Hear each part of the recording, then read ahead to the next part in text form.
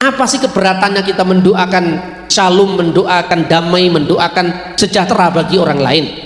Nanti ditolak Pak. Kalau ditolak yang penting oleh pahala. Karena apa? Karena kita berniat baik. Apa yang kamu perbuat baik itu tidak pernah kembali, itu pasti berbuah, itu janji firman Tuhan. Oleh karena itu saya sampaikan, Bu, ya kita melihat sejarah panjang bangsa kita. Ketika kita mengucapkan selamat Natal, kalau di Timur Tengah keren sekali, Id milad said kulu am wa antum bi khair. Bahasa Arab itu. Id milad said itu selamat hari Natal. Ya. Kulu am wa antum bi khair. Kullu am, setiap tahun, sepanjang tahun. Wa antum, dan kamu sekalian bi khair, selalu dalam keadaan baik. Itu Syekh Al-Azhar bicara begitu kepada patriark gereja ortodok Koptik di Mesir. Itu Presiden Mahmud Abbas yang Islam selalu Natalan di gereja Bethlehem mengucapkan pada sahabat-sahabat muslimnya. Nanti pada saat perayaan besar Islam, yang Kristen juga mengucapkan selamat yang seperti itu. Ini Arab loh. Masa kita lebih Arab ketimbang orang Arab? Yang Arabnya aja tidak pernah mengharamkan selamat Natal, selamat Waisak, nggak pernah kok. Coba Anda lihat, pergi ke Dubai, pergi ke Amman, pergi ke Damaskus, di setiap airport, di jalan-jalan tuh bisa mengucapkan selamat Natal, selamat tahun baru. Itu biasa. Hanya kita aja nggak terbiasa. Begitu nggak? Ini loh, Raja Salman saja tidak ada masalah mengucapkan selamat. Pedoman kita bukan Raja Salman. Ya wes, kalau ngono ya karep-karepmu lah. Yang penting orang ngebong omahe tanggamu ora apa-apa. Radikalisme adalah musuh negara sepanjang zaman. Radikalisme itu muncul karena apa? Karena paham yang sepihak, tidak pernah belajar karo wong liya, tidak pernah belajar terhadap yang lain. Kalaupun dia punya toleransinya hanya setingkat bebek ayam rojo koyo tadi, mbek-mbek, meong-meong, petok-petok, hanya itu.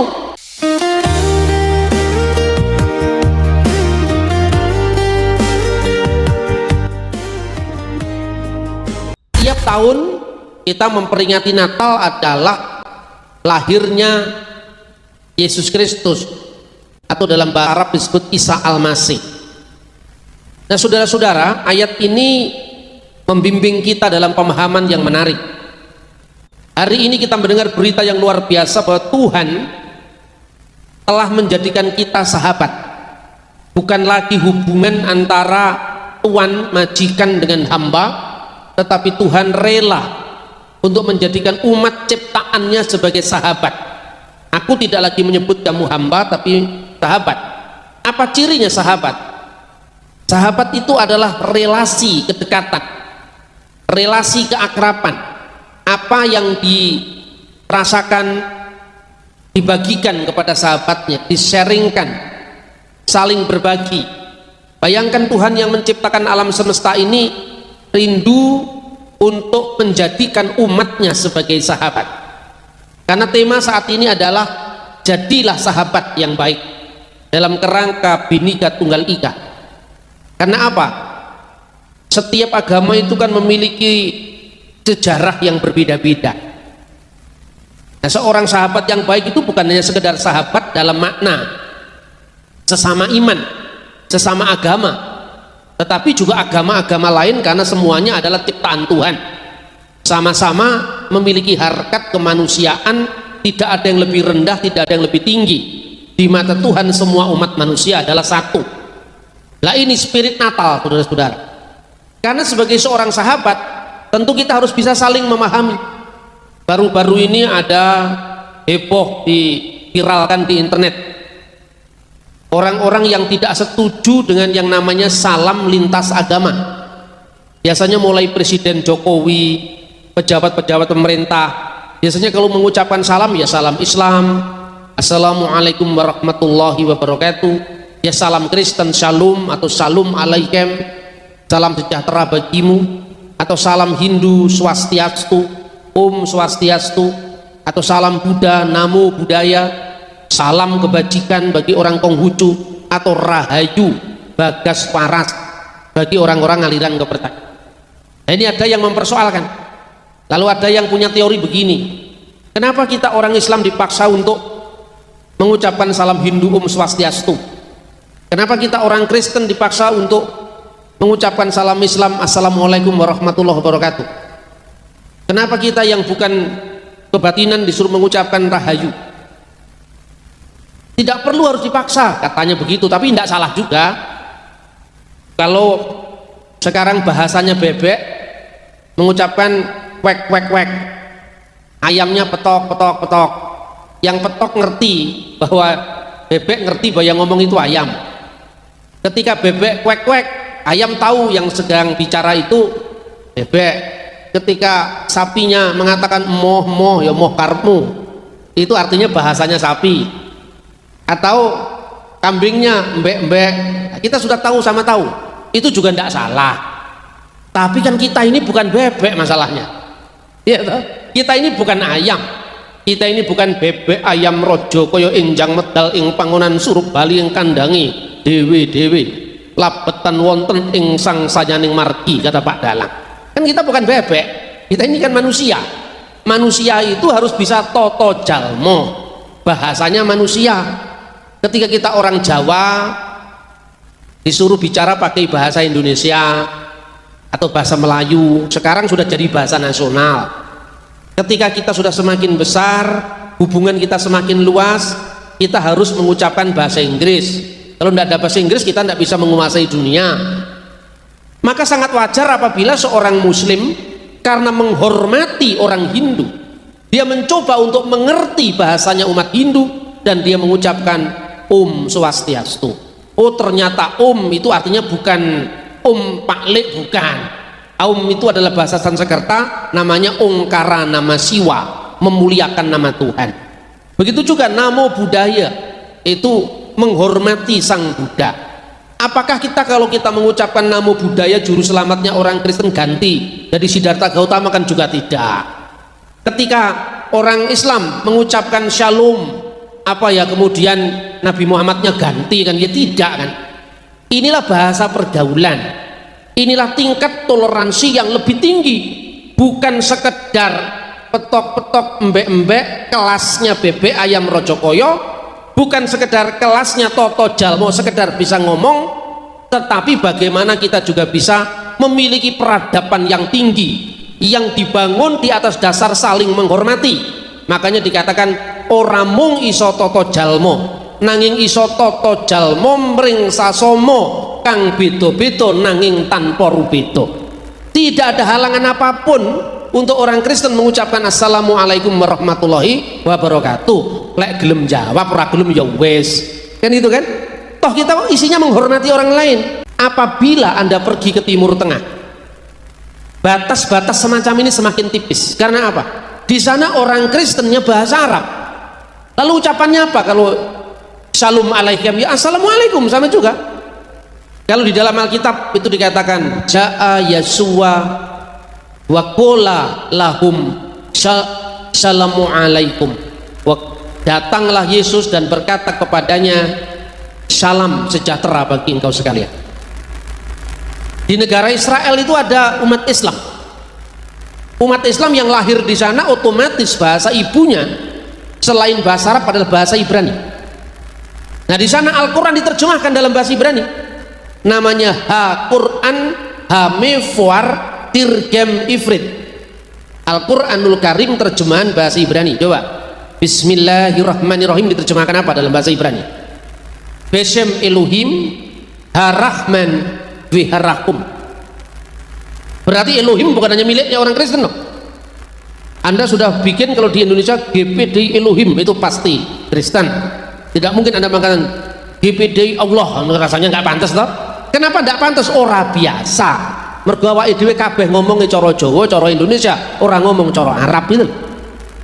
Ini batas kebudayaan. Dan sekarang itu apa? Dengan alat yang kecil ini kita bisa melanglang dunia. Kalau dulu orang mengaji kitab suci itu identik dengan Islam, sekarang tidak lagi. Karena apa? Jauh sebelum munculnya agama Islam, orang-orang Kristen di Mesir, orang-orang Kristen di Syria, itu kalau baca Alkitab dingajikan, itu budaya timur. Sama dengan kalau di Indonesia, di Jawa khususnya ya, dandang gulo apa itu miliknya Islam? Apa itu miliknya Hindu? Kan enggak. Dandang gulo kalau dia dibuat solawatan, nah itu Sunan Kalijogo. Dandang gulo kalau dibuat ono kidul dong rumeksa ing wengi. Itu piwulangnya Sunan Kalijaga. Teguh hayu luputa ing lara, luputa bilahi kabeh. Artinya apa? Memohon Tuhan supaya jin setan datan purun, setan ora doyan demit orang dulit, nanging tetap bisa masuk angin. Artinya apa? Ini bahasa itu netral, bahasa itu bukan memihak. Begitu juga ketika Anda mendengar tembang Megatruh, sigro milir sang ketek si nunggu bacul Joko Tingkir, ya kan, Sultan Hadiwijaya. Tapi kalau Kiai Sadrah, seorang pemimpin Kristen pada abad 19, dia nembangnya awal pembacaan firman kayak kita ini. Duh yang widi kawula saos syukur. Nah, itu Kristen. Karena ada ing asmane Gusti Yesus dan seterusnya. Begitu juga di Timur Tengah. Kenapa orang Indonesia itu jadi usil, gampang sekali tersinggung? Karena orang roh persoalannya. Yuk perhatikan. Anda klik saja di HP ini, buka Google, Anda tulis reciting the Shema in Hebrew. Reciting, jangan reading. Kalau reading itu cuma dibaca biasa, ayat Alkitab misalnya, Shema Yisrael Adonai Elohenu Adonai Echad. Dengarkanlah wahai Israel, Tuhan Allah kita, Tuhan itu esa. Itu reading Bible. Tapi kalau reciting the Bible in Hebrew, Shema Yisrael Adonai Elohenu Adonai Echad. Coba bandingkan, ayyalas sholah, kan mirip tuh? Kenapa mirip, Pak? Apa yo ora oleh mirip? Wong padha-padha di Timur Tengah. Apa orang Kristen tidak boleh mirip sama orang Islam karena sama-sama di Dampit? Ayo sekarang, kowe kok ngomong ngono, Pak, ora oleh, Pak. Ki Islam, iki basane duduk wong Islam tok, basane duduk wong Kristen tok. Kabeh wong Jawa ning iki ngomongi sugeng enjang. Ora enek good morning kan, gitu kan? Makanya bingung begitu Anda membaca salamnya malaikat menurut Al-Qur'an itu assalamu alaikum. Tetapi di dalam Al-Quran bahasa Ibrani shalom alaikum sama. Waktu malaikat mengucapkan salam kepada para gembala di padang Efrata ketika memberitakan kelahiran Yesus Kristus sang juru selamat, dia mengucapkan salam. Bahasa Arabnya juga salam, bahasa Ibrani shalom, bahasa Suryani bahasanya Yesus, bahasa Aramaik selama amkun, shalom alaikum, assalamu alaikum, itu sama. Terus apa yang diucapkan oleh malaikat di dalam Lukas pasal 2 ayat 14? Kemuliaan bagi Allah di tempat yang maha tinggi dan damai di bumi, salam di bumi. Makanya setiap nyanyi salam salam salam juga kan juga gak diucapkan shalom shalom, ada yang salam ada yang salam. Namanya bahasa itu serumpun, tidak ada telepon merek Kristen, telepon merek Islam, tidak ada. Beras merek Hindu, beras merek Islam, tidak ada. Wong agama kok malah jadi unsur memisah-misahkan kita hanya karena bahasa. Agama harus membawa persatuan. Kata Bung Karno, jikalau engkau orang Hindu, jangan jadi orang India. Jikalau engkau menjadi orang Kristen, jangan jadi Yahudi. Jikalau engkau menjadi orang Muslim, jangan jadi orang Arab. Tetap jadi orang Indonesia dengan kekasan Bhinneka Tunggal Ika. Nah itu saudara-saudara, jadi orang Indonesia itu harus membawa contoh tentang kerukunan, tentang toleransi satu sama lain. Saya baru memberi kuliah di IAIN Salatiga minggu yang lalu. Jadi saya baru pulang dari Salatiga, kemudian saya ada seminar di GKJ di Jogja.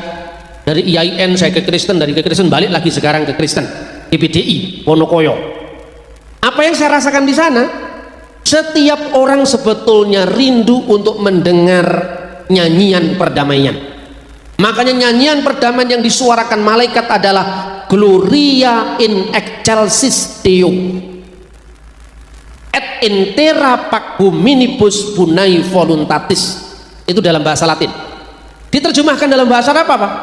Al-masdu lillahi fil ali wa 'alal artis salam wa bin nasil masarat. Segala kemuliaan bagi Allah di tempat yang maha tinggi, dan salam damai sejahtera di bumi bagi setiap orang yang berkenan kepadanya. Berita Natal itu bukan hanya berita untuk orang Kristen, tetapi berita wa 'alal artis salam wa al shalom kol haaretz, shalom untuk semua masyarakat di bumi, apapun sukunya, apapun agamanya, apapun adat istiadatnya. Maka kalau agama bisa menjadi motor perdamaian seperti yang dicontohkan oleh Presiden Jokowi, setiap kali membuka pertemuan-pertemuan dia selalu mengatakan assalamualaikum warahmatullahi wabarakatuh, shalom alaikum atau shalom, om swastiastu, namo buddhaya, salam kebajikan, rahayu tak tambahi bagas waras, supaya selamat selama-lamanya. Itu loh, ini berita yang luar biasa saudara-saudara. Lalu saya sampaikan di forum-forum lintas agama itu, apa sih keberatannya kita mendoakan shalom, mendoakan damai, mendoakan sejahtera bagi orang lain? Nanti ditolak Pak. Kalau ditolak yang penting oleh pahala. Karena apa? Karena kita berniat baik. Apa yang kamu perbuat baik itu tidak pernah kembali, itu pasti berbuah, itu janji firman Tuhan. Oleh karena itu saya sampaikan, bu ya, kita melihat sejarah panjang bangsa kita. Itu ada naskah dalam bahasa Sunda, namanya Sang Hyang Siska Kanda Ingkarsian. Itu ditulis kompilasi buku didaktik tentang pelajaran kepada para resi, baik itu Hindu maupun Buddha. Dan sang raja itu berdiri tengah-tengah karena mengayomi seluruh umatnya. Makanya Anusapati gelarnya Sang Hyang Siwa Buddha, karena dia menjadi perlindungan bagi masyarakat yang beragama Hindu, perlindungan bagi masyarakat yang beragama Buddha. Begitu juga Raja Pajajaran, ketika Hindu masuk, Buddha masuk, dulunya kan semua ini agama lokal yang disebut aliran kepercayaan. Dia mengatakan apa? Semua diberi salam. Inilah salam lintas agama pertama kali dalam sejarah, yaitu Siska Kanda Ingkarsian. Keren namanya ya. Dia mengucapkan salam bagi orang-orang Hindu, Ongkara Nama Siwa, sembah Rihulun Sang Yang Panca Tathagata, salam bagi Sang Panca Tathagata Buddha. Semuanya dilakukan agar semuanya menjadi baik. Itu antara abad ke-8 Masehi sampai abad ke-15. Tetapi apakah berarti sang raja agamanya tidak jelas? Oh enggak, hanya orang padang pasir yang minta jelas-jelasan itu. Karena apa? Di padang pasir kalau enggak hitam putih, karena enggak ada warna-warni. Yang Indonesia itu warna-warni, ini sudah warna-warni. Di padang pasir kalau enggak coklat, ya atau hijau aja jarang. Makanya kalau lihat warna-warni dia takut, trauma. Padahal bangsa kita ini dari awal sudah warna-warni. Apakah ketika seorang mengucapkan selamat Natal ya Pak Le, agamamu ganti kan ya orang. Saya setiap kali ketemu sama teman-teman Hindu, saya mengucapkan selamat galungan, matur sembah nuwun Mas, matur suksma. Nanti waktu Natal dia mengucapkan selamat Natal. Kadang-kadang dia nggak ngerti saya ini Islam apa Kristen. Pokoknya semua hari raya diucapkan, akhirnya apa? Semua hari raya saya diundang. Biasanya makan soto. Nah itu enak kan? Orang itu kalau konconya banyak kan enak. Kalau sedikit-sedikit, wah ojo, mengaburkan. Kok takut sekali tuh.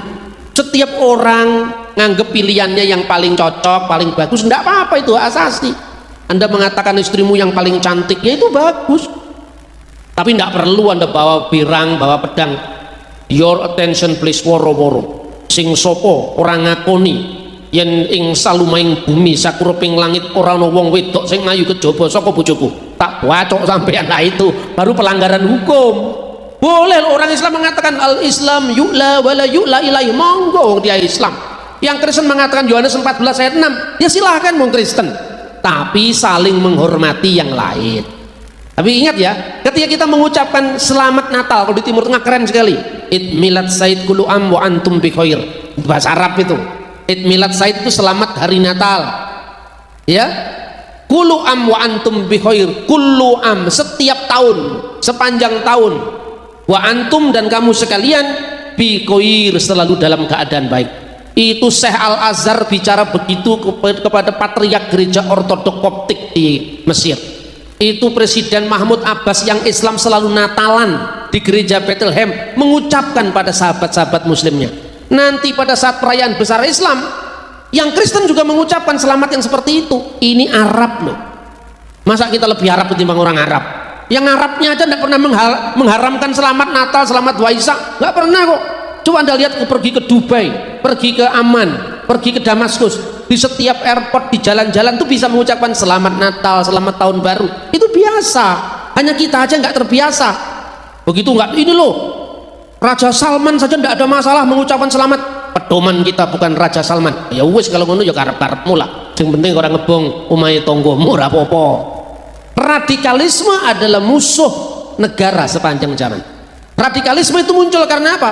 Karena paham yang sepihak, tidak pernah belajar karo wong liya, tidak pernah belajar terhadap yang lain. Kalaupun dia punya toleransi, toleransinya hanya setingkat bebek ayam Rajakaya tadi, mbek-mbek, meong-meong, petok-petok, hanya itu. Ora iso toto jalmo. Kalau kita ini bisa toto jalmo, kita ini apa namanya, jalmo limpat seprapat tamat. Kalau orang yang tidak toleran itu apa? Jalmo limpat seprapat minggat melayu dhisik. Karena apa? Kaget dengan keberagaman. Padahal kalau orang Indonesia kaget dengan kebajemuan, berhenti jadi orang Indonesia. Itu di Eropa sama Timur Tengah masih perang salib, saudara-saudara. Kita sudah punya Bhinneka Tunggal Ika Tanhana Dharma Mangkruwa. Ungkapan Bhinneka Tunggal Ika ini kurang N1 ya. Bhinneka Tunggal Ika, berbeda-beda adalah itu. Tunggal Ika, yang tunggal adalah itu. Itu ungkapan dari Empu Tantular ketika menulis kakawin, namanya Kakawin Sotasoma tahun 1365. Bayangkan itu, 1365 itu masih perang salib loh di Timur Tengah. Masih gegeran di sana, yang Islam bunuh Kristen, yang Kristen bunuh Islam. Lah di sini sudah Bhinneka Tunggal Ika Tanhana Dharma Mangkruwa. Berbeda-beda tetapi satu, tidak ada kebenaran yang mendua. Berbeda-beda tetapi satu, apapun suku kita, apapun agama kita, apapun aliran kita, tetapi kita satu. Tetapi masing-masing orang punya anutan, Tanhana Dharma Mangkruwa. Kebenaran itu satu, dan kebenaran itu pilihan dewe gitu loh. Dan negara tidak ikut campur dalam hal itu, saudara-saudara. Negara itu hanya mengayomi. Makanya apa? Ini dari zamannya Kerajaan Sunda, Singasari, Kediri, Majapahit, sudah ada itu. Jadi ungkapannya begini, bagaimana hubungan ketaatan kita? Seperti mangku bumi bakti di ratu, ratu bakti di dewata. Jadi seperti seorang Mahapatih tunduk pada rajanya, raja tunduk pada dewata. Kata dewata itu berasal dari bahasa Sanskerta, ista dewata, sembahan yang satu, Tuhan yang satu, artinya ista dewata. Artinya apa? Bagi seorang Hindu, dewata itu yang tertinggi, itu Sang Hyang Widi. Bagi seorang Buddha, Sang Hyang Adi Buddha itu sudah yang tertinggi. Bagi orang Kristen, Allah Tritunggal dalam Yesus Kristus itu yang tertinggi. Bagi orang Islam, Allah Subhanahu wa Ta'ala itu yang tertinggi. Tetapi masih ditambahi satu, dewata bakti diyang. Dewata harus tunduk kepada Zhang. Zhang itu apa? Itulah ketuhanan yang Maha Esa. Mungkin orang bertanya begini, loh Pak, bagi kami orang Hindu, dewa, segala dewa itu Sang Hyang Widi, itu sudah tertinggi. Yang tertinggi kan menurut kowe, menurut koncomu kan ya duduk kowe. Lek menurut Buddha kan namanya Sang Hyang Adi Buddha, menurut Islam namanya Allah, menurut Kristen namanya Allah Tritunggal dalam Yesus Kristus, kan gitu kan? Berarti apa? Tinggi bener itu kan tergantung masing-masing yang milih. Bagi saya istri saya paling cantik, bagi orang lain, istrinya Pak Bambang kurang cantik, ya karepmu aku gak oleh ngamuk. Bojomu sing paling ayu kok, kanggomu, lek kanggoku kan ya ora. Itu loh saudara-saudara. Jadi ini penting, makanya berdasarkan pemahaman yang seperti itu, negara memiliki satu ideologi yang kuat yang menaungi perbedaan masing-masing yang dianggap benar tadi. Bagi orang Muslim, silahkan engkau melakukan tuntunan-tuntunan menurut kitab suci Al-Quran, kata Bung Karno. Bagi orang Kristen, silakan Anda meneladani kitab Injil yang dibawa oleh Yesus Kristus, yang Buddha kitabnya masing-masing. Tapi di atas semuanya itu, negara harus bertuhan yang Maha Esa. Tapi ketuhanan yang tiada egoisme agama, ketuhanan yang tiada, sikap seolah-olah orang lain tidak boleh berhak hidup di muka bumi ini, seolah-olah kalau di luar kita kafir, kita yang paling benar. Terus saya jawab, sakjane kabeh wong ya kafir. Kita semua itu tidak mungkin kalau nggak sekaligus mukmin dan kafir. Mukmin itu beriman. Nah, mukmin itu bahasa Ibrani apa? Ma'amin. Nah, podo toh? Karena sama-sama bahasa Ibrani, bahasa Arab. Sekarang saya tanya, ketika Anda sebagai seorang Kristen, apakah Anda percaya dengan Siddhartha Gautama sebagai nabimu? Tidak kan? Tapi ketika orang lain percaya Siddhartha Gautama sebagai nabinya, apa Anda? Oh ya enggak, itu pilihannya dia. Berarti apa? Di satu pihak Anda percaya Yesus Kristus adalah juru selamatmu, tapi di pihak lain kamu menyangkal Siddhartha Gautama bukan juru selamatmu. Maka setiap orang adalah beriman pada agamanya masing-masing dan kafir kepada agama orang yang berbeda dengan kita. Makanya kafir itu artinya apa sih? Kafir itu menutup. Kafara, yakfuru, kufran, menutup kepada yang lain. Kafir itu tidak hanya menutup keadaannya Tuhan, tidak hanya menutup menyangkal adanya Tuhan, tapi juga menyangkal nikmat Allah. Orang ini tidak bisa bersyukur, namanya kafir bin nikmah, tidak mensyukuri nikmat Allah. Seperti ini maknanya. Maka setiap orang itu sekaligus beriman pada imannya menurut tuntunan agamanya, sekaligus dia mengkafiri orang lain. Mengkafiri bukan haknya orang lain beda dengan kita, konsepnya kita tolak. Makanya mari kita saling bersalaman dan mengatakan sama-sama iman Pak, sama-sama kafir, sama-sama iman, sama-sama kafir. Jangan marah kalau disebut kafir. Ketika Anda memilih jadi warga negara Indonesia, Anda sekaligus menyangkal jadi warga negara Malaysia. Menyangkal itu adalah kafir. Anda warga negara Malaysia, bukan Pak, Indonesia Pak, ini paspor saya, gambarnya Garuda Pancasila, kan itu kan? Lah itu kafar dalam bahasa Arab maupun bahasa Aramaik. Nah, yang kedua sekarang, bagaimana ketika seorang menilai orang lain dan penilaian itu ternyata tidak tepat dengan apa yang diyakini orang. Lah, ini lewat dialog. Kemarin saya memberikan kuliah di IAIN Salatiga. Orang tanya kepada saya, "Loh Pak Bambang, kenapa orang Kristen menolak Injil Barnabas?" Saya jawab, "Lah itu memang bukan Injil kok," saya bilang. "Kenapa Pak bukan Injil?" Memang bukan Injil. Anda bisa menerima riwayat Mahapatih Gajah Mada, tapi sumber yang menceritakan itu kira-kira sumber dari zaman Siti Nurhaliza tahun 2001 di Malaysia kira-kira. Gajah Mada itu orang Majapahit 600 tahun atau 800 tahun setelah dia. Apakah itu bernilai sejarah? Ya tidak Pak, ya seperti itu. Injil Barnabas itu Injil yang dibuat itu Injil-Injilan, bukan Injil beneran, dalam rangka polemik Islam Kristen. Yang nulis adalah seorang yang marah karena dipaksa masuk agama Katolik, namanya Fra Marino. Makanya Injilnya tertulis dalam bahasa Itali. Yesus bahasa Itali belum ada, zaman Yesus itu bahasanya Aram. Aram itu seperti Maranatha, Tuhan kami datanglah, Akal Dama, Eli Eli lama sabaktani, Gabata Evata, itu bahasa Aram. Kalau bahasa Ibrani Haleluya. Bahasa Aram Talitakum. Bahasa Yunani Kyrie eleison. Bahasa Latin Gloria in excelsis Deo itu. Nah, Yesus bahasa mana Pak? Kabeh.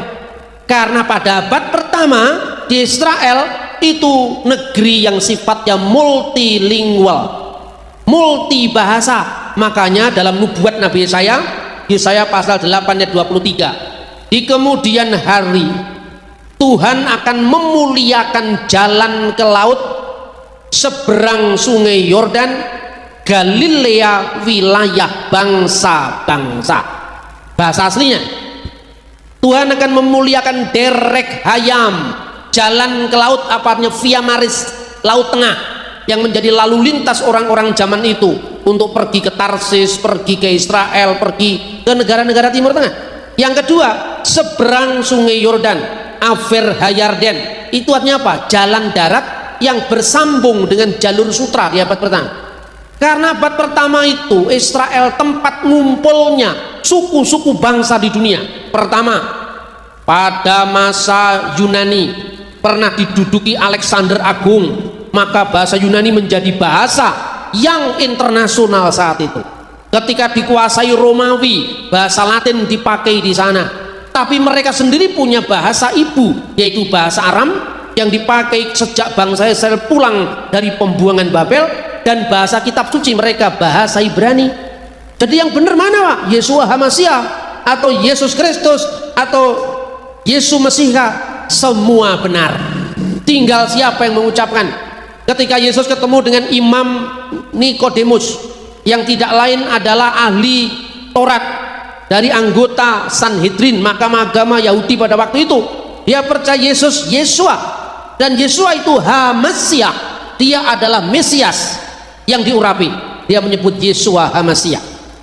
Ketika dia bertemu dengan Petrus, bertemu dengan Andreas, penduduk Galilea, dia tidak mengucapkan Yeshua HaMasyiah, tapi dia mengucapkan Yesus Mesiha. Ketika bangsa Arab mulai berkembang, maka kata sandang itu sang bahasa Jawa, sang direktur berarti direktur yang satu itu, sang juru selamat HaMasyiah menjadi Al-Masih. Terus kemudian Yesus itu diarabkan menjadi Isa.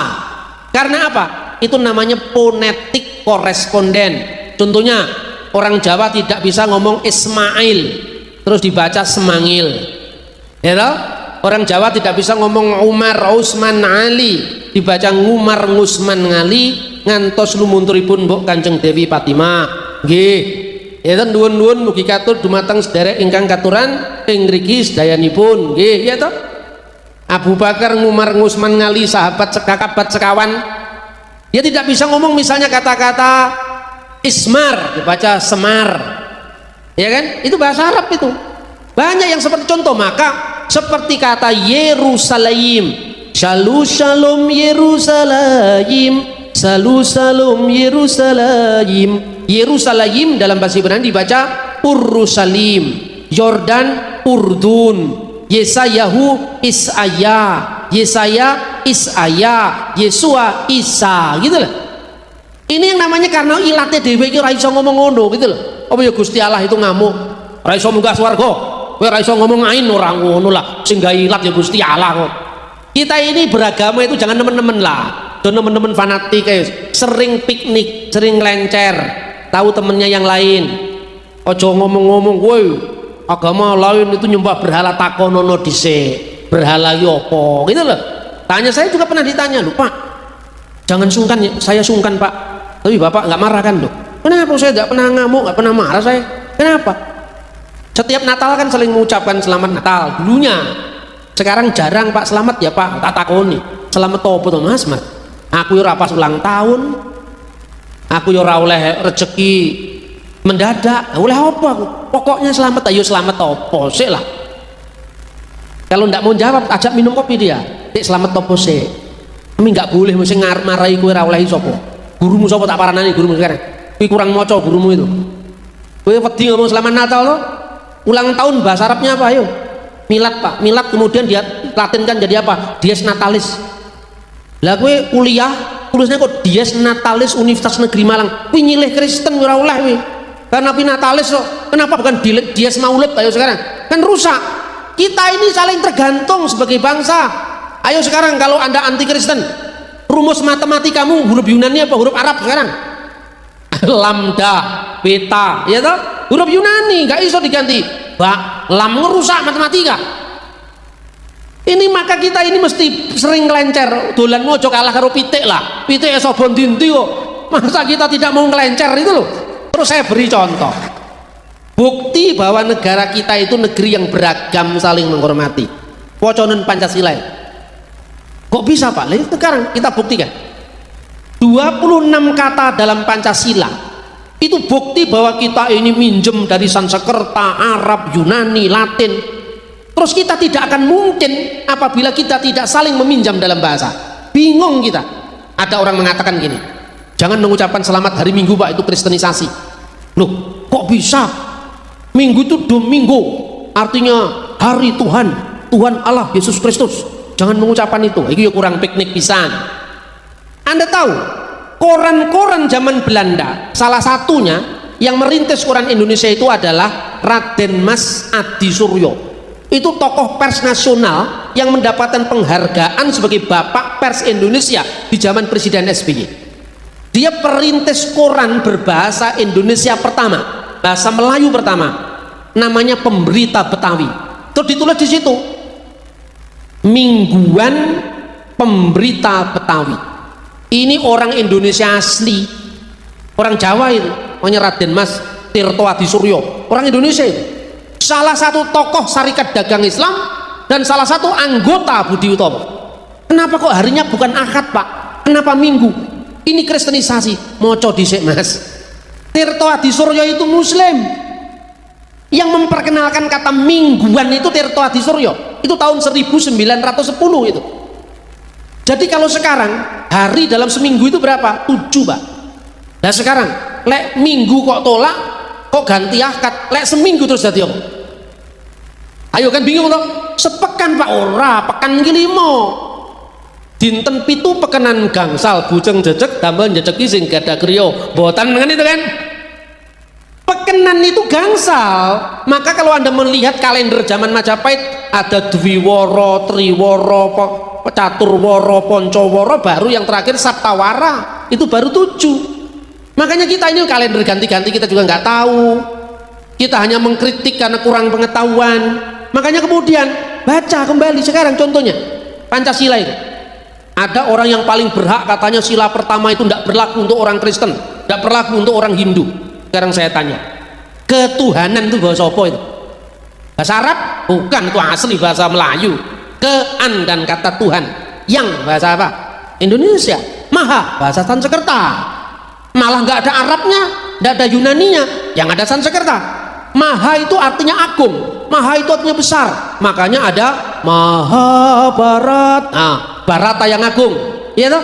Maha itu luar biasa, agung, besar. Esa itu bahasa Sanskerta bukan, bahasa Arab bukan keilahian yang maha ahad atau maha wahid, enggak, keilahian yang maha esa. Esa itu bahasa Dayak, esa itu bahasa Rote. Makanya asa dua telu, esa dua telu itu bahasa Austronesia kuno. Artinya apa? Bangsa ini sudah jalan ribuan tahun kita persoalkan. Yang kedua, kemanusiaan. Yuk sekarang, manusia itu bahasa Arab bukan, bahasa Ibrani. Yang sok Kristen bahasa Ibrani, yang sok Arab bahasa Arab bukan. Bahasa apa? Manusia, bahasa Sanskerta. Manusia itu asalnya dari kata manu dan satarupa. Itu Adam dan Hawanya umat Hindu.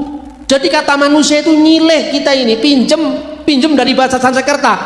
Sang Hyang Manu, manusia pertama. Istrinya namanya Satarupa, dari Manu dan Satarupa manusia, jamaknya manusyo. Terus kemudian kita terjemahkan, hei manusia, hormati ibumu, kata Nyomai Rama. Iya toh?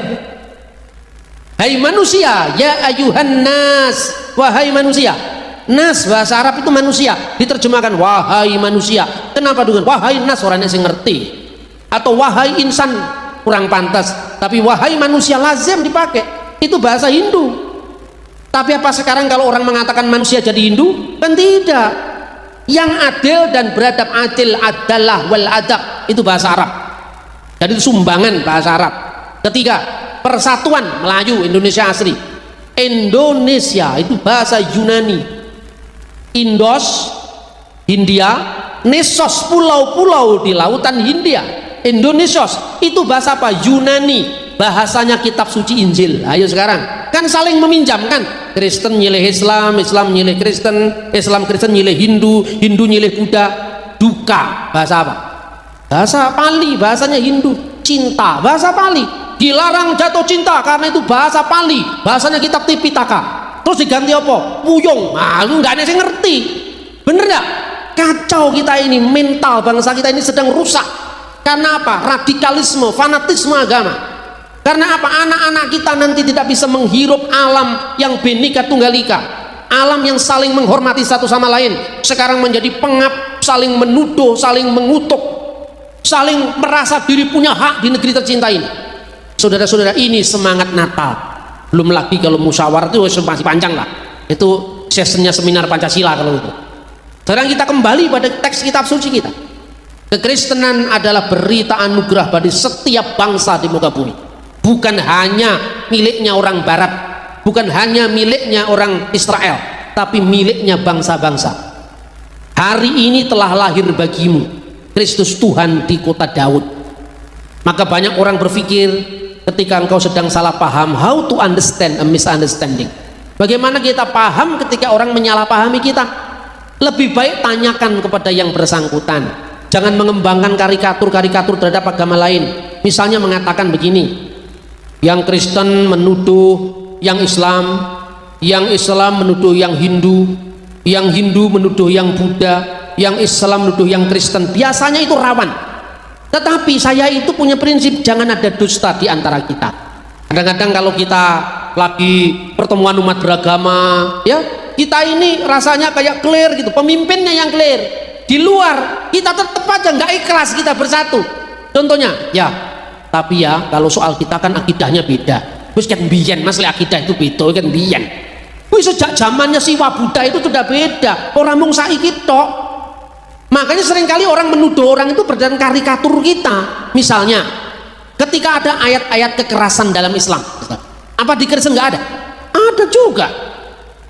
Kalau Anda menuduh Islam kemudian teroris, ayat ini juga bisa dimaknai teroris. Misalnya, jangan kamu mendahului mengucapkan salam kepada orang ahli kitab.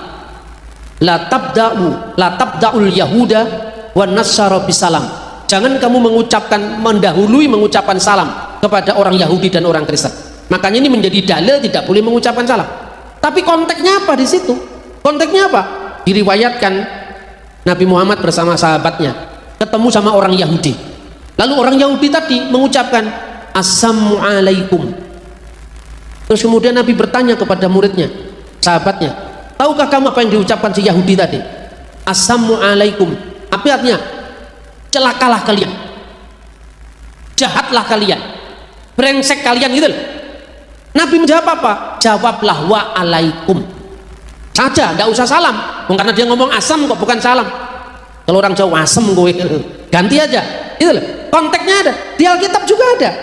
2 Yohanes pasal 1 ayat 10 sampai 11. Jangan kamu mengucapkan salam kepada mereka.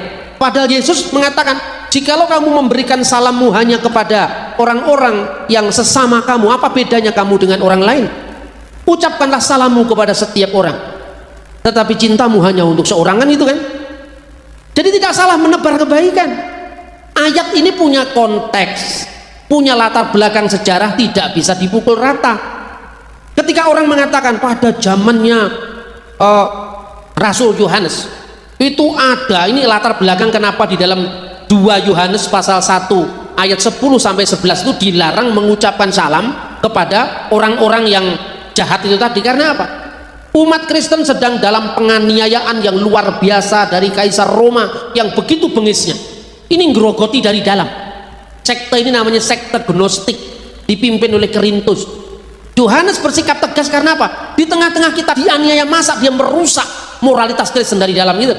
Tapi kalau sekarang kan ya tidak ada urusannya dengan Gus Dur, tidak ada urusannya dengan NU, semua itu koncone dhewe kok. Buktinya apa? Nah itu kalau selamatan diater-ateri itu kan artinya apa? Eling karo koncone, lek aku warek koncoku kudu warek. Kan itu kan? Kalau saya sehat, teman saya juga sehat, kan itu. Ini kehidupan berbangsa. Tapi kita akidahnya beda, Pak. Biyen iki wis beda. Ora usah dipersoalkan, sejak dulu sudah berbeda. Tapi takono jojongku malah kleru. Contohnya begini. Laqad kafara alladziina qalu innallaha salisu salasah. Sungguh telah kafir orang yang mengatakan Allah itu ketiga dari yang tiga. Itu ditafsirkan Tritunggal. Lek enek wong Kristen nyanyi iku rungokno. Ketiganya yang esa. Enek enggak sing nyanyi? Ketiga dari yang tiga, kan enggak ada. Berarti itu duduk Kristen kan itu kan. Lah terus apa Pak? Ya golek ono dhewe wong sing ngomong kowe kok. Aku sing ngomong goleki. Inilah perlunya kita dialog. Gusti Allah kok mana Pak? Kalau Tuhan itu beranak, siapa bidanya? Terus guyu bareng-bareng. Kok pikir terus kemudian hati ini tonggomu ke ya ora taton ngono kuwi kan ya tatu to. Salinglah menghormati, luwih becik takono, Mas Gusti Allah kok kowe nek putrane iki tegese apa kan itu kan. Lah itu tak jawab, berikanlah zakat fitrah itu kepada fakir, miskin, ibnu sabil. Ayo ibnu sabil artinya apa? Itu orang yang ini Pak, musafir keagamaan, harus diberikan zakat sampai di tempat tujuan pertama. Enggak, yang saya maksud harafiahnya Ibnu Sabil itu tegese apa? Ibnu itu artinya anak, Sabil itu artinya dalan. Lah terus dalan ki bojone sapa? Ayo sekarang, anak jalan, dalan bojone sapa? Rabine kapan? Bidane sapa? Ini kata kiasan, Mas. Dikatakan anak-anak gelap. Terus kok arani Papua hanya tersinggung loh. Anak-anak gelap itu orang yang hidup dalam kegelapan, bukan gelap itu duwe bojo, mojok gelap-gelap sana, bukan itu. Setiap agama itu memiliki kekhasan. Kekhasan itu apa? Tidak lepas dari sejarah. Karena apa? Zamannya Kanjeng Nabi Muhammad, orang-orang jahiliyah itu punya keyakinan primitif bahwa Allah itu punya 3 anak putri, Allata, Usa, dan Manat.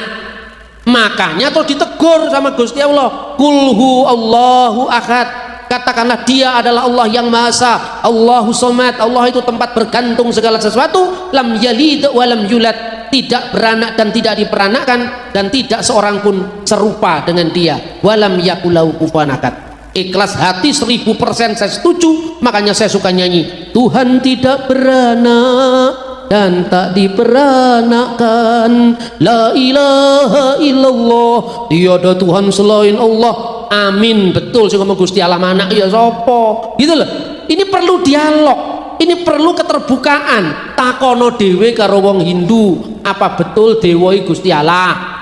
Takono dewe karo wong Kristen, apa bener Tritunggal itu bapak, ibu, dan anak? Sopo sih ngomong Tritunggal bapak, ibu, dan anak? Nah itu Maria, Pak. Ora enek wong Katolik berdoa demi nama Bapa dan Ibu dan Anak, ora enek, Mas. Bapa, Putra, dan Roh Kudus. Putra iki ora ateges Gusti Allah iki peputra lan diputrake. Secara fisik itu bukan. Masa kalah cerdas karo Darmo Gandul. Darmo Gandul aturiro ares. Darmo Gandul bertanya pada gurunya, sopan sekali. Nopo to kang sinebut agama srani puniku tegese? Apakah yang disebut agama srani itu? Karena wong Jawa senengane otak-atik matuk, Gusti baguse ngati, srani sarananing wong ngabekti. Terus dijawab, Ki kalam wadi pitutur tegese srani puniki sarananing manembah meringalah satu jalan orang menyembah kepada Allah yang sejati. Mula Kanjeng Nabi Isa, itulah sebabnya Kanjeng Nabi Isa sinebut putraning Allah sejati, tan nganggo nyembah brahala gung. Artinya apa saudara-saudara? Coba terbayang enggak? Darmo Gandul nulis abad 19, punya pemikiran jauh lebih maju ketimbang kita di abad 21, sing senengane ngrasani tanggane sing beda agama, sing tugase ngrasani tanggane mergo saka salame beda. Bangsa ini lebih primitif dari zaman dulu. Saya waktu SMP, saudara-saudara, teringat dengan pelajaran bahasa Indonesia. Pernahkah Bapak Ibu mengingat seorang penyair pujangga baru namanya Amir Hamzah? Lahir tahun 1911, meninggal 1946. Di dalam salah satu karyanya, Amir Hamzah itu menulis Bhagavad Gita. Itu kitab suci orang Hindu yang sering dikutip oleh Bung Karno. Karmani ewadi karasti mapalisu kedacana. Berjuanglah, berjuanglah tanpa menghitung akibatnya bagimu. Karmani wadi karasti mapalisu kedacana. Kalau orang India gitu nyanyinya.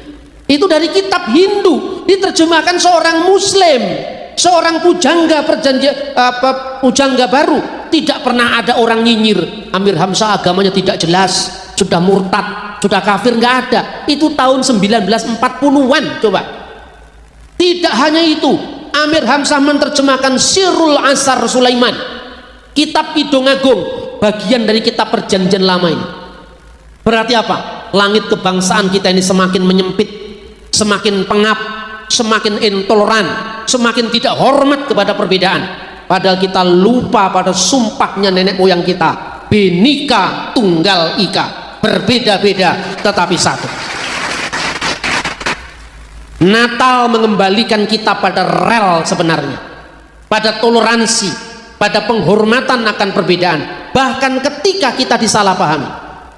1 Petrus pasal 3 ayat 15-16. Tetapi siap sedialah segala waktu untuk memberikan pertanggungan jawab tentang pengharapan yang ada padamu, tetapi haruslah dengan lemah lembut dan dengan hormat, termasuk hormat terhadap perbedaan, dan dengan hati nurani yang murni, supaya orang yang memfitnah kamu karena hidupmu yang saleh di dalam Kristus menjadi malu karena fitnahan mereka.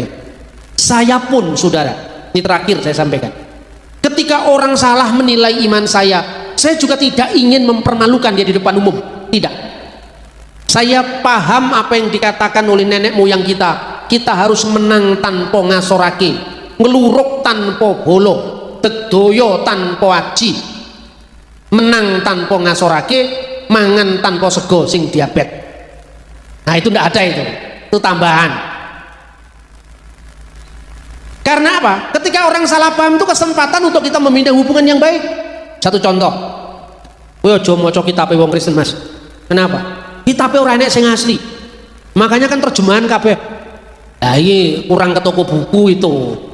Cari di lembaga Alkitab Ibrani Indonesia untuk Perjanjian Lama sudah terbit, sudah lama sekali, puluhan tahun yang lalu.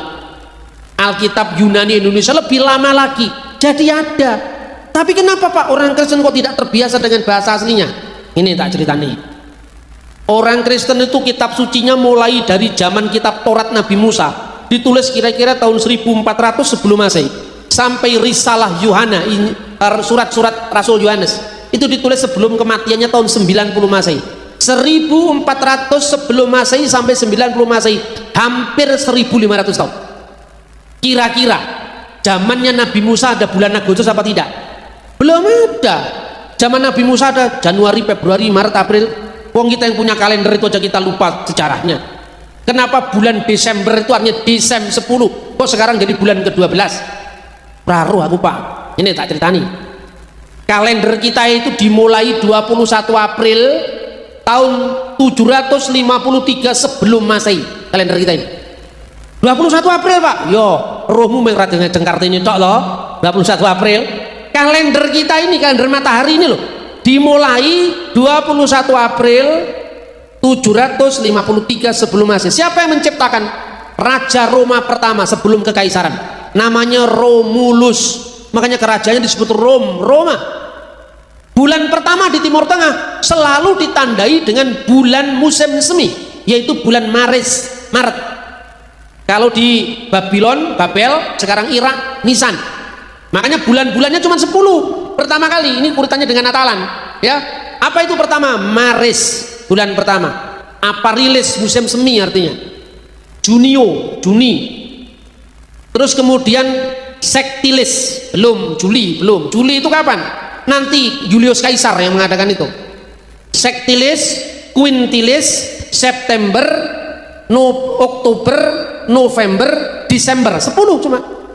Desember itu 10, November itu 9, Okto itu 8. Ketika yang namanya Julius Kaisar bertakhta menjadi Kaisar Roma, kalendernya kacau balau. Kenapa kalendernya kacau balau? Nah, peredaran matahari, peredaran bumi mengelilingi matahari ini 364 hari atau 365 kalau pasca Bisat, 4 tahun sekali. Bulannya cuma 10, jumlah harinya 31 dikali 10 cuman 310. Setiap bulan bergeser. Loh, musim semi kok jatuh pada bulan Mei? Masih cocok. Loh, kok jatuh bulan Agustus sudah musim panas? Gak cocok. Dirubah kalender itu. Kalendernya diubah apa? Dimasukkan 2 bulan pertama, yaitu Januari dan Februari. Januari itu dari dewa Janus. Dewa Janus itu mukanya satu ke depan, satu ke belakang, simbol masa lalu dan masa depan. Itu loh. Tidak usah mengatakan jangan perayaan tahun baruan karena itu dewa Janus, keliru mana. Iya toh? Ojo nggawe trompet itu dewa Janus. Sekarang bahasa mana di dunia yang tidak terpengaruh dengan yang lain? Agamamu Islam namanya Ahmad Suryawan. Surya itu dewane wong Hindu, ayo balekno saiki gantinen Sam karena matahari. Gawe jeneng Chandra Setiawan gantinen Komar. Karena bulan itu bukan Chandra tapi Komar itu loh. Mbok ya jangan fanatik. terus Anda bikin bakso muslim 100% halal, kabeh bak itu haram karena bak itu bahasa Tionghoa artinya babi. Coba bener nggak? Kita ini kacau balau. Kenapa? Kita nggak ngerti bahasa asing, kita nggak ngerti sejarah, akibatnya kita hantam kromoisme, semua dianggap kafir, semua dianggap salah. Katanya Cak Nun, kue zaman Nabi orang naik pesawat loh mas, zaman Nabi orang naik pesawat lah, kue munggah gaji berangkang saiki pesawatnya gayanan wong kafir kok. Mari saudara-saudara kita disadarkan sebagai bangsa, jangan kita menilai orang lain dari keterbatasan kita. Ya otomatis di zaman Musa belum ada bulan Januari, sampai itu ada lagunya Januari Januari yang indah, itu setelah ada bulan Januari.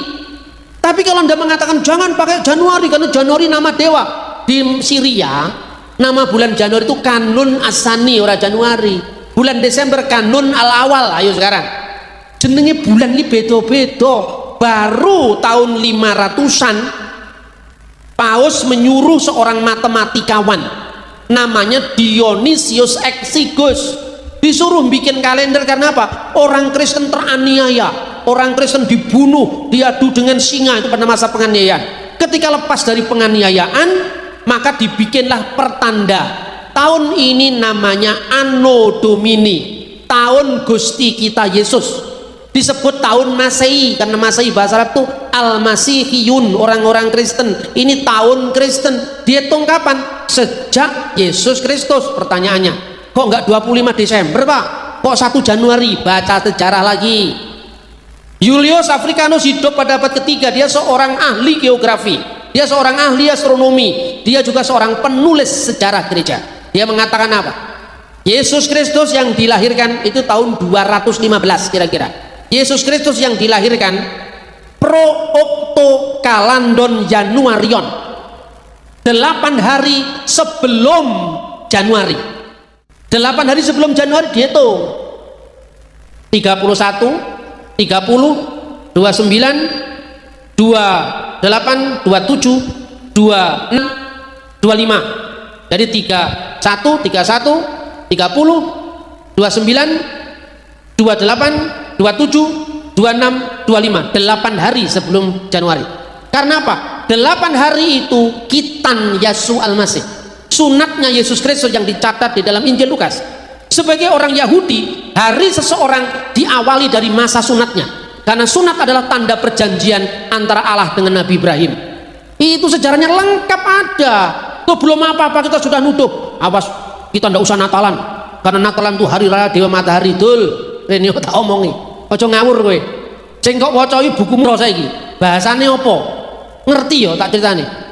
Kalender Dewa Matahari itu baru ditentukan oleh Kaisar Roma Pagan namanya Aurelius tahun 274 Masehi. Natalan sudah dilakukan di Roma zamannya Paus Telesporus tahun 125 Masehi, dirayakan lagi di Israel yaitu di Kaisarea oleh Uskup Theophilus tahun 170 Masehi, ditetapkan sebagai kalender pertama gereja tahun 189 Masehi lewat dokumen berbahasa Koptik Didaskalia Apostolorum tahun 189, jauh sebelum Dewa Matahari mencontoh kalender Natal 25 Desember. Di mana sumbernya? Baca pasal 18 Koptik Didaskalia Apostolorum, ditulis pada masa Patriark Demetrius pertama tahun 189 Masehi. Dokumennya lengkap saudara-saudara. Mergone wong Kristen ya asale ko Amerika, ko Eropa, ya toh ora roh sejarah, hobine ngelek-ngelek koncone dhewe. Katolik karo Protestan gegeran mung padha ra ruwe soalnya. Karena apa? Ini hidup abad 16. Hidup tahun 1517 baru ada Protestan Pentakosta tahun 1901. Lah Yesus itu tahun abad pertama. 16 abad kosong, kita tidak tahu akibatnya apa. Demit-demit pada datang begal wong Kristen, khususnya apa? Wong sing ra duwe pengetahuan. Ora usah Natalan mas, kuwi Dewa Matahari. Dewa Mata itu Natale Sol Invictus, tak goleki. Endi saiki tulisannya Sol Invictus mana? Ora roh. Ini Pak, Ensiklopedia Britannica. Sing nulis entry ora roh ceritane. Karena apa yang nulis dari tahun 1978, 1960, 1895. Lah ini kejadiannya tahun 1 sebelum Masehi. Itulah saudara-saudara. Makanya Natalan itu memang tanggal 25 Desember. Ini data sejarah kuno. Pertanyaannya sekarang, Desember kan Musim dingin Pak. Apa ada gembala yang menggembalakan dombanya di padang? Roh Israel kalau ngomong gitu. Rohmu megur Eropa. Karena apa? Bulan Desember di Bethlehem itu hawanya hangat. Tidak sama dengan Eropa. Lah percorono dewe. Melu aku tanggal 19 Desember. Saya nanti akan jadi pembimbing. Bayar tapi. Ya toh? Bethlehem itu suhunya antara 8 derajat Celcius sampai 15 derajat. 8 derajat itu belum ada salju kecuali di bawah 0 derajat. Kalaupun ada salju di Israel biasanya di bulan Desember akhir, itu di Bukit Hermon, tidak di Bethlehem. Terus yang disebut padang gembala itu bukan padang gembala biasa. Itu padang gembala namanya Migdal Eder, terletak 10 mil dari perjalanan Yerusalem menuju ke Migdal Eder. Itu tempat para kawanan domba Bait Allah menggembalakan dombanya untuk persiapan korban di Bait Allah. Bukan gembala biasa kayak di Australia, di Amerika, itu tidak. Makanya arkeologi, ilmu purbakala itu penting untuk memahami Alkitab. Ya, Bapak Ibu Saudara yang dikasihi Tuhan Yesus Kristus, sebelum kita akhiri video ini, marilah kita merenungkan kembali pesan-pesan luar biasa menjelang Natal yang telah kita terima dari Bapak Dr. Bambang Norsena. Setiap pesan-pesan itu adalah firman Tuhan yang mendalam. Semoga benar-benar menambah iman, menambah wawasan dan pengetahuan kita dalam menjalani kehidupan beragama. Dan saudaraku, saya ada harapan ya dalam hati.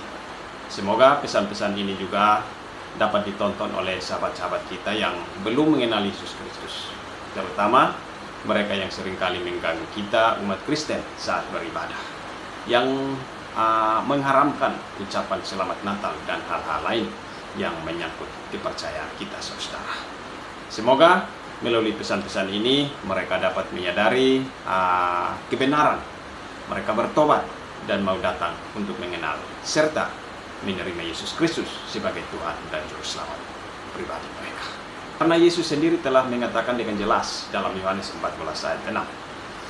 Yesus katakan, "Akulah jalan, kebenaran dan hidup. Tidak ada seorang pun yang datang kepada Bapa kecuali melalui aku." Jadi saudaraku, mari jangan buang-buang waktumu, mumpung masih ada kesempatan. Bertobatlah dan terima Yesus Kristus sebagai Tuhan dan Juru Selamat pribadi. Mari kita bagikan kebenaran ini, mari kita tingkatkan iman kita, dan mari kita doakan agar banyak orang yang menemukan jalan menuju Bapa di surga melalui Yesus Kristus. Terima kasih teman-teman sudah menyaksikan video ini sampai selesai. Kiranya damai Natal menyertai kita semua.